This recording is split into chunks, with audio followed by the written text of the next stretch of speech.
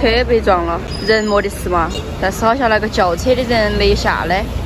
他们两个哪个的责任？现在看来是电瓶车的责任。为啥呢？他路线走的不对啊。司机到现在都还没下车，那个电瓶车下来把他那个小车是挡到的。看那个老年人好像心脏有点不舒服，一直把心脏摸到的。哦，原来是个女司机，难不怪的哦。这个女司机肯定都被吓懵了。哎，这电瓶车咋个不往边边都骑嘛，非要往当中？这样好了，车已经被堵了。感觉这个电瓶车这个人一直把人家拦到不准走啊，但是确实责任全在他呀。所有人在议论都是这个电瓶车的责任。他们为啥子不把车挪到边边头呢？堵得太严重了，顿时好心疼这个女司机啊！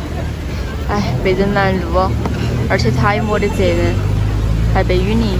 这个女司机的脾气还算好的哦，嘎，那半天他都没有说是发脾气这些，还在那儿等前面那个人。下大雨了，都在往回走了。交警终于来了，交警现在询问那个电瓶车的那个人的伤势。他们为啥子要挡到人家车前呢？车要推到边边上去。我觉得刚刚那个人就是骑电瓶那个人哦，动作太麻利了。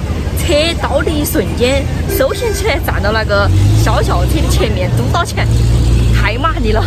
还有些人说这是专业碰瓷的。哎，据我观察，我觉得还有点相似嘞。这个，像遇到这种事情，第一时间该咋办？报警，必须报警。报警啊？那你报警有啥用啊？报警取暖吗？有。又进修理厂了。哎，哪里啊？换个刹车，才几要9箱啊？啊，你跑的这有一段时间了。不用修了吗？他说跑一段时间了，就跑一段时间看看嘛。哦，没得问题嘛。他说再跑一条看看呢。自从上一次我们拍那个换刹车那个视频，拍了之后，我看到那些评论，哎呀，我现在到这儿来我都是气，突然觉得他好坏呀。熟人啃熟人，晓得吧？他是不是去给你换刹车片那一瞬间，你看到那个刹车片有那么厚，你是不是有点后悔了？肯定后悔了嘛，但是我又没法儿。你说咋说嘎？毕竟是熟人嘛。